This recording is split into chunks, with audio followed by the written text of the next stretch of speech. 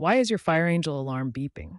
The most frequent causes are steam from showers or cooking, dust accumulation, and low batteries. Steam and dust contain particles that photoelectric sensors often misinterpret as smoke.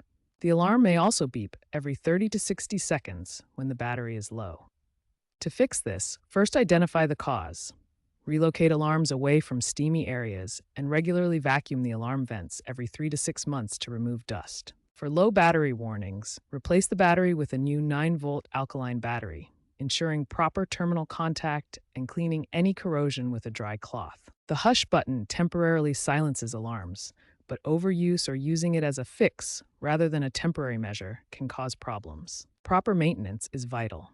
Test your FireAngel smoke alarm weekly and replace batteries annually, even if the alarm isn't beeping. A properly maintained alarm reduces false alarms. Consider professional annual inspections, especially for older units, to ensure optimal performance and safety and save on emergency response costs.